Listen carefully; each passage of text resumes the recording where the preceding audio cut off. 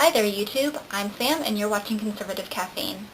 So I've been thinking about what to make my first video about for a while, and although I was originally going to make it about younger voters who don't seem to care what happens in midterm elections, this whole Julian Assange WikiLeaks thing has me really riled up, so I'm going to talk about that instead.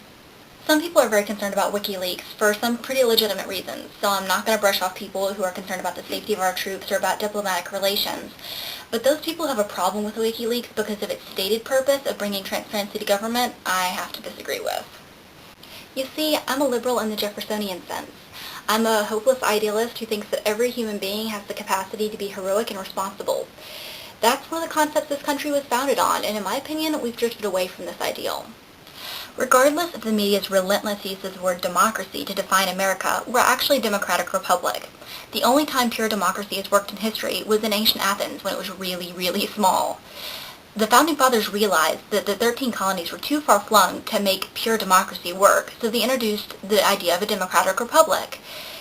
As much as I hate to say it, some centralization is necessary. A democratic republic because the colonists were so concerned about the kind of centralized tyrannical government they had just rebelled against that they felt they had to keep their government accountable.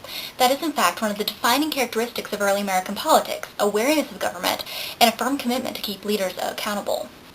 But in recent years, who's been keeping government accountable? As the federal government continues to balloon in size under each new president, who's blowing the whistle and saying, is this really necessary?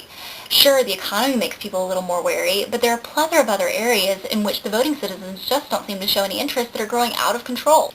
So basically, although some of the WikiLeaks stuff is pretty difficult to come to a consensus on, I think the concept of transparency in government is something that Americans should all embrace as part of our heritage and something we should support.